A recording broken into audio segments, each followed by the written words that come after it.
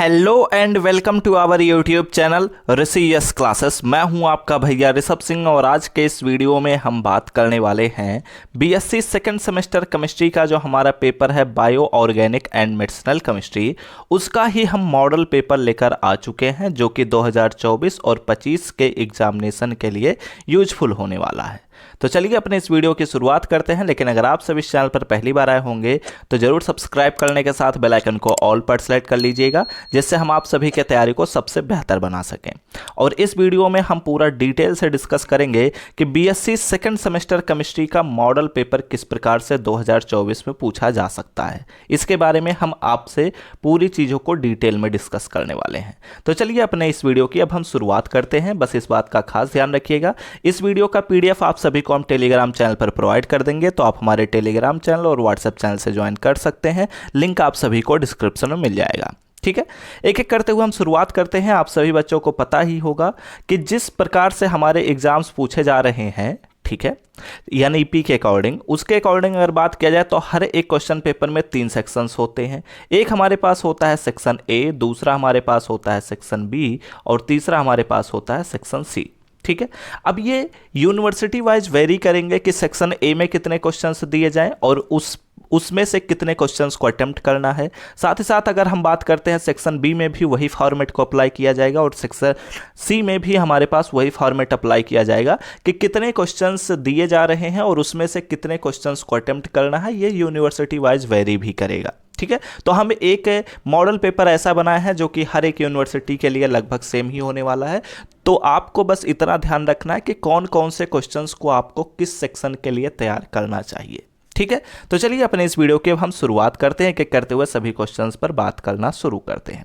अगर हम बात करते हैं तो सेक्शन ए में हम सभी जानते हैं कि इसमें वेरी शॉर्ट आंसर टाइप के क्वेश्चंस दिए जाते हैं। ठीक है, कुछ यूनिवर्सिटीज ऐसे होते हैं जो इसमें 10 क्वेश्चंस को देते हैं, कुछ 8 क्वेश्चंस को देते हैं, कुछ 5 क्वेश्चंस को देते हैं और उसी के अकॉर्डिंग ही बोलते हैं कि इसमें आप इतने क्वेश्चंस को अटेम्प्ट करिए। ठीक है, तो हमने सेक्शन ए में वेरी शॉर्ट आंसर टाइप के क्वेश्चंस को रखा है, जिसमें हमने टोटल 5 क्वेश्चंस को रखा है और हमने बोला है कि इन 5 क्वेश्चंस को आपको अटेम्प्ट करना है। ठीक है, तो यहां पर सबसे पहला क्वेश्चन पूछा जा सकता है कि व्हाट इज म्यूटा रोटेशन। बहुत ही इंपॉर्टेंट कॉन्सेप्ट है और एक्सप्लेन इट। ठीक है, और इसे हमें एक्सप्लेन करना है। तो अब यहां पर ध्यान रखिएगा कि म्यूटा रोटेशन 2 प्रकार से हम पढ़ सकते हैं, यानी कि हमने ग्लूकोज के म्यूटा रोटेशन पर भी बात किया और फ्रक्टोज के भी म्यूटा रोटेशन पर हमने बात किया है। ठीक है, तो आप दोनों में से किसी एक को प्रेफर कर सकते हैं। वैसे आप कोशिश करिए कि ग्लूकोज का ही प्रेफर करिए, बट अगर मेंशन कर दिया जाता है कि what is mutarotation of glucose या फिर what is mutarotation of fructose, तो ऐसा सिचुएशन में आपको स्पेसिफिक होकर एक ही कंपाउंड पर बात करना रहेगा। ठीक है, और उनके लेक्चर्स आपको ऑलरेडी हमने प्रोवाइड किया है, तो उन सभी लेक्चर्स के और प्लेलिस्ट का लिंक आप सभी को डिस्क्रिप्शन में मिल जाएगा। अदरवाइज आप सिंपली सर्च करेंगे हमारे चैनल पर जाकर प्लेलिस्ट सेक्शन में, तो आपको मिल जाएंगे लेक्चर्स। ठीक है, अब चलिए हम बात करते हैं अपने दूसरे क्वेश्चन पर। तो दूसरे क्वेश्चन में हमसे बोला जा रहा है कि give the structure of crystal violet. ठीक है, जो क्रिस्टल वायलेट डाई होता है इसका स्ट्रक्चर क्या है, इसके बारे में यहां पर पूछा जा रहा है। ठीक है, तो उसी का ही केवल स्ट्रक्चर आपको ड्रा करना रहेगा। और इसके तीसरे क्वेश्चन में पूछा जा रहा है कि डिफाइन यूनिट सेल। हमें यूनिट सेल के बारे में बताना और साथ ही साथ इसमें पूछा जा रहा है कि क्रिस्टल लैटिस क्या है, जो कि हमारा यूनिट 5 है, जिसमें हम सॉलिड स्टेट के बारे में पढ़ते हैं, उससे यह क्वेश्चन पूछा जा रहा है। ठीक है, अब बात करते हैं अपने क्वेश्चन नंबर डी पर। तो यहां पर बोला जा रहा है कि give only structure of AMP and CMP. ठीक है, एएमपी क्या है और सीएमपी क्या है, इसके बारे में यहां पर पूछा जा रहा है और इसके ही केवल स्ट्रक्चर को यहां पर पूछा गया है। ठीक है, तो ऐसे क्वेश्चंस आपसे पूछे जा सकते हैं, इसलिए यहां पर ध्यान रखिएगा।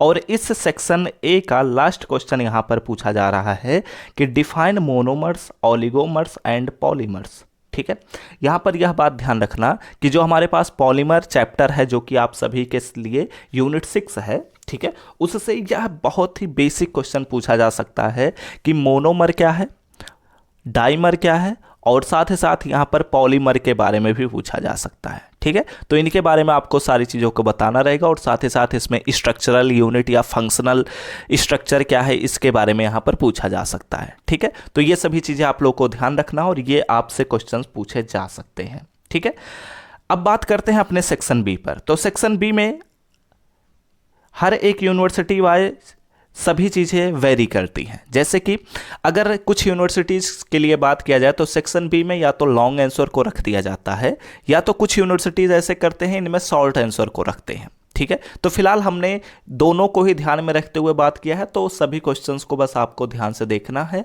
और इन क्वेश्चंस के आंसर हम अपने पेड पीडीएफ में प्रोवाइड कर दिए हैं। अगर आप हमारे पेड पीडीएफ को परचेस करना चाहते हैं, जो कि आप सभी के तैयारी को सबसे बेहतर बनाने के लिए कैपेबिलिटी रखता है, तो आप स्क्रीन पर दिए हुए व्हाट्सएप नंबर पर मैसेज करिए, हमारी टीम आपसे कॉन्टैक्ट कर लेगी और वहाँ पर आपको सभी चीज़ों का इन्फॉर्मेशन प्रोवाइड कर दिया जाएगा। ठीक है, अब चलिए अपने सेक्शन बी की शुरुआत करते हैं, देखते हैं कि इसमें किस प्रकार से क्वेश्चन पूछे जा सकते हैं।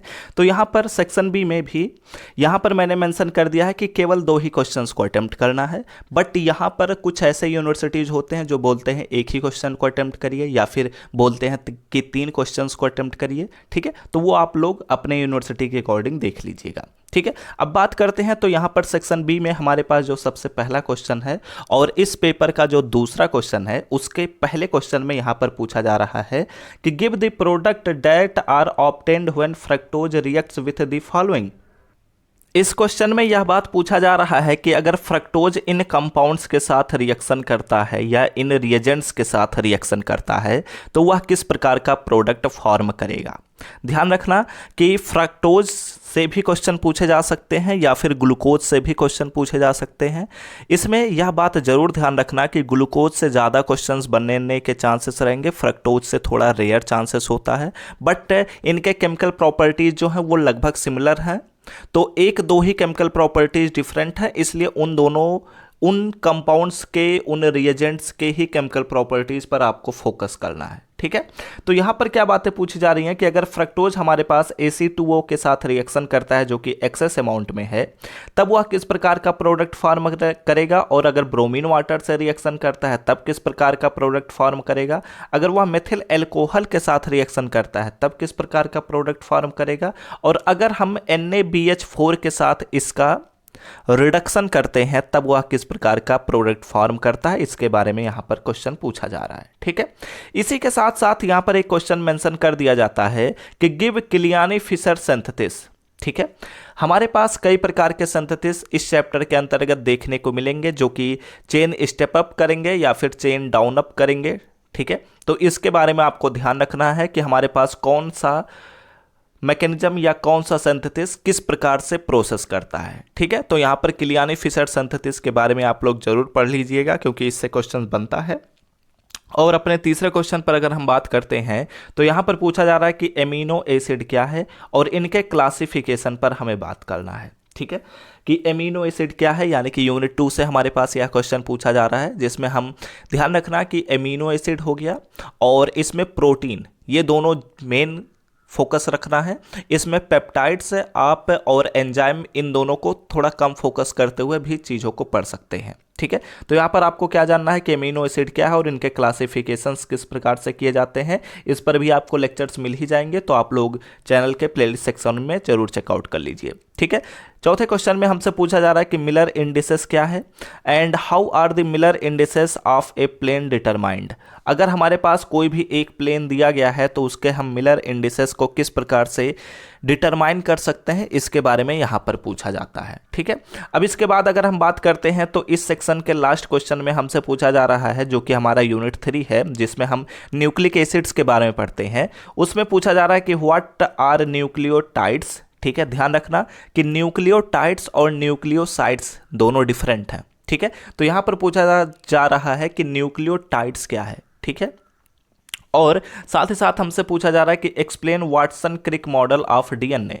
डीएनए का वाटसन क्रिक मॉडल क्या है, इसके बारे में बहुत ही इंपॉर्टेंट क्वेश्चन है, क्योंकि वाटसन क्रिक मॉडल एक ऐसा मॉडल है जो कि डीएनए के लिए सबसे सुटेबल है। ठीक है, तो इसलिए इसे आप लोग मेन फोकस में रखते हुए जरूर पढ़िएगा कि वाटसन क्रिक मॉडल क्या है। ठीक है, और इसके बाद अगर हम कंटिन्यू करते हैं तो हमारे सेक्शन सी पर, सेक्शन सी में हमारे पास आएंगे बहुत सारे क्वेश्चंस जो कि हर एक यूनिवर्सिटी वाइज वेरी करेंगे, और वही बातें हैं कि यहाँ पर भी क्वेश्चंस अलग अलग यूनिवर्सिटीज़ द्वारा अलग अलग अमाउंट में पूछे जाएंगे।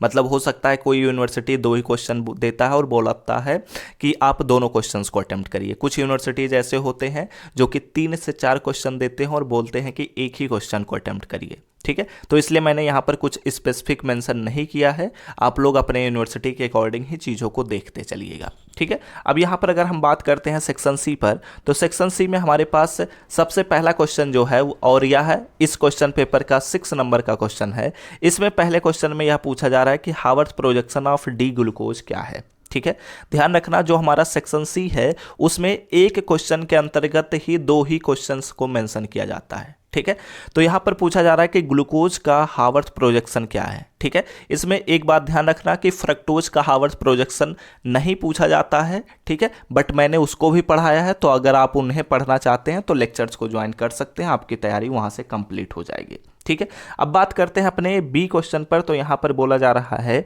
कि give the synthesis of any 2 of the following. ठीक है, हमारे पास यहां पर 3 डाई दिए गए हैं। ठीक है, जिसमें अगर हम बात करते हैं तो कॉन्गो रेड दिया गया है, मेलाचाइट ग्रीन दिया गया है और फ्लोरोसिन दिया गया है। ठीक है, तो ये 3 डाई हमारे पास दिए गए हैं और इनसे यह बात पूछा जा रहा है कि इनके सिंथेसिस के बारे में बताइए कि ये कैसे प्रिपेयर होते हैं। ठीक है, और साथ ही साथ यहाँ पर ध्यान रखना कई बार इसी क्वेश्चन में ही यह भी बात पूछ लिया जाता है कि इनके सिंथेसिस के बारे में बताते हुए इनके यूजेस के बारे में भी बताइए। ठीक है, तो अगर ऐसा क्वेश्चन पूछा जाता है तो वो लॉन्ग आंसर में चला जाएगा। ठीक है, तो वो बातें आपको ध्यान रखना है। और इनके नोट्स तो आपको इनके अगर पेड नोट्स को परचेस करना चाहते हैं तो आप हमारे टीम से कांटेक्ट कर सकते हैं। आप सभी को स्क्रीन पर हमारा व्हाट्सएप नंबर शो हो रहा होगा। ठीक है, आप यहां पर मैसेज करेंगे तो हमारी टीम आपसे कांटेक्ट कर लेगी। अब बात करते हैं 7 नंबर के क्वेश्चन पर, तो इसमें जो सबसे पहला क्वेश्चन है उसमें यह पूछा जा रहा है कि describe enzyme and their active sites. ठीक है, एंजाइम क्या है और इनके एक्टिव साइट्स क्या हैं, इनके बारे में यहां पर पूछा जा रहा है। एंड एक्सप्लेन को एंजाइम्स। ठीक है, विथ 1 एग्जाम्पल। अब ये को एंजाइम क्या होता है, एंजाइम क्या होता है, एक्टिव साइट्स क्या होते हैं, इन सभी चीज़ों के बारे में आपको पढ़ना पड़ेगा, तभी आपका कॉन्सेप्ट क्लियर होगा और तभी आप लिख भी पाएंगे। और ध्यान रखना यहाँ पर एक एग्जाम्पल भी डिस्कस करना है। ठीक है, तो ये हमने 7 नंबर का पहला क्वेश्चन देखा। और दूसरे क्वेश्चन में अगर बात करते हैं तो यहाँ पर पूछा जा रहा है कि एक्सप्लेन स्ट्रक्चर ऑफ CSCl। ठीक है, यहाँ पर यह बात पूछा जा रहा है कि CSCl का स्ट्रक्चर क्या होगा। ठीक है, तो हम जानते हैं कि हमारे सिलेबस के अंतर्गत NaCl है, KCl है और CSCl है। ठीक है, तो इन तीनों सॉलिड स्टेट के अंतर्गत हमारा जो चैप्टर है उसके अंतर्गत ही ये तीनों कंपाउंड्स देखने को मिलेंगे और इनके स्ट्रक्चर के बारे में हमें एक्सप्लेनेशन देना रहता है। ठीक है, और ये क्वेश्चन बहुत ही इंपॉर्टेंट है। ठीक है, अब बात करते हैं अपने 8वें नंबर के क्वेश्चन पर, तो यहाँ पर पूछा जा रहा है कि व्हाट आर नाइलॉन्स। ठीक है, नाइलॉन्स क्या होते हैं, इनके बारे में बताइए, बहुत ही इंपॉर्टेंट क्वेश्चन है। और साथ ही साथ यहाँ पर पूछा जा रहा है कि give a method for the preparation of nylon 6 and nylon 6/6। ठीक है, नाइलॉन 6 और नाइलॉन 6/6 के मेथड ऑफ प्रिपरेशन पर यहाँ पर हमें बात करना रहता है। ठीक है, ध्यान रखना इनके मेथड ऑफ प्रिपरेशन को बताते हुए इनके स्ट्रक्चर को जरूर ड्रा करिए, जिससे नंबर बढ़ जाते हैं। ठीक है, तो ये बहुत ही इंपॉर्टेंट क्वेश्चन है, प्लीज़ इसे स्किप मत करिएगा, अच्छे से पढ़ लीजिएगा। अब बात करते हैं अपने 9th नंबर के क्वेश्चन पर, तो यहाँ पर हमारे पास 3 पॉइंट्स दिए गए हैं और बोला जा रहा है कि right short notes on the followings. ठीक है, आमतौर पर जब एग्जाम में ऐसे क्वेश्चन पूछे जाते हैं तो बोला जाता है कि right short any 2 of the following, any 3 of the following. ठीक है, तो एक्चुअली 4 से 5 पॉइंट्स दिए गए रहेंगे और उन्हीं में से ही 3 से 4 पॉइंट्स पर ही हमें शॉर्ट नोट्स को लिखना रहता है। ठीक है, तो यहाँ पर मैंने फिलहाल तीनों को ही मेंशन कर दिया है, तो आप लोग ध्यान रखिएगा। इसमें पूछा जा रहा है कि प्रोटीन डीनेचुरेशन एंड रीनेचुरेशन क्या होता है, बहुत ही इंपॉर्टेंट है। ठीक है, क्योंकि डीनेचुरेशन और रीनेचुरेशन का कॉन्सेप्ट आपसे पूछ लिया जाता है। वैसे इनके स्ट्रक्चर के बारे में भी पूछा जाता है, बट स्ट्रक्चर को उतना इंपॉर्टेंस नहीं दिया जाता है, जबकि यहाँ पर डीनेचुरेशन और रीनेचुरेशन बहुत ज़्यादा इंपॉर्टेंट होता है। ठीक है, उसके बाद यहाँ पर बहुत ही इंपॉर्टेंट एक क्वेश्चन बनता है जो कि सॉलिड स्टेट से ही बनेगा, ब्रैग इक्वेशन। ठीक है, ब्रैग इक्वेशन आपसे पूछा जाता है तो NaCl का स्ट्रक्चर भी आपको बताना ही पड़ेगा, साथ ही साथ इसके डेरिवेशन के बारे में भी आपको बताना पड़ेगा। ठीक है, तो वो बातें आप लोग ध्यान रखिएगा। और यहाँ पर हमारे पास एक मोस्ट इंपॉर्टेंट क्वेश्चन है जिसमें हम पढ़ते हैं जिगलर-नाटा कैटालिस्ट के बारे में। ठीक है, तो जिगलर-नाटा कैटालिस्ट को एक्सप्लेन करते हुए इसके पॉलीमराइजेशन के बारे में भी यहाँ पर बात करना पड़ता है। ठीक है। तो ये वाला क्वेश्चन बहुत ही इंपॉर्टेंट है, तो प्लीज़ इसे भी स्किप मत करिएगा। और यहाँ पर ध्यान रखिए, ये मैंने आपको मॉडल पेपर के तौर पर ये सभी क्वेश्चंस को डिस्कस किया है, बट ये सभी क्वेश्चंस जो आप लोग पढ़ रहे हैं, ठीक है, ये आप सभी के एग्जाम के पॉइंट ऑफ व्यू से बहुत ही ज़्यादा इंपॉर्टेंट है। और अगले वीडियो में हम इनके MCQs के बारे में भी लेक्चर्स को प्रोवाइड करेंगे, ठीक है। और इन सभी चीज़ों का जो लेक्चर है आप सभी को हम YouTube चैनल पर ऑलरेडी प्रोवाइड कर चुके हैं, तो आप लोग प्लेलिस्ट सेक्शन में उन लेक्चर्स को चेकआउट करिए, आप अपनी तैयारी को गारंटी के साथ कंप्लीट कर लेंगे, ठीक है। और अगर आप इनके नोट्स को परचेज करना चाहते हैं तो स्क्रीन पर दिए हुए व्हाट्सएप नंबर पर कांटेक्ट करेंगे, तो आपको वहाँ पर सारी चीज़ों का इन्फॉर्मेशन प्रोवाइड कर दिया जाएगा, ठीक है। और इस वीडियो का PDF आप सभी को हम टेलीग्राम चैनल पर फ्री ऑफ कॉस्ट प्रोवाइड ही कर देंगे, तो आप हमारे टेलीग्राम चैनल से ज्वाइन कर लीजिए। और सभी लेक्चर्स को देखने के लिए, हर एक लेक्चर का नोटिफिकेशन पाने के लिए ज़रूर सब्सक्राइब करने के साथ बेल आइकन को ऑल पर सेलेक्ट कर लीजिएगा। और अगर आप मैथमेटिक्स के नोट्स को भी परचेज करना चाहते हैं तो भी आप उसी प्रोसेस से ही परचेज कर सकते हैं, ठीक है। तो चलिए मिलते हैं नेक्स्ट वीडियो में। वीडियो अच्छा लगा हो तो जरूर लाइक करिएगा, साथ ही साथ चैनल पर पहली बार आए होंगे तो सब्सक्राइब करने के साथ बेल आइकन को ऑल पर सेलेक्ट कर लीजिएगा। अपने दोस्तों के साथ शेयर करना बिल्कुल भी मत भूलिए, और कमेंट करके बताइए कि आपको किस प्रकार के लेक्चर्स की ज़रूरत है, ठीक है। तो चलिए मिलते हैं नेक्स्ट लेक्चर में, तब तक पढ़ते रहिए, संघर्ष करते रहिए और सफल होते रहिए।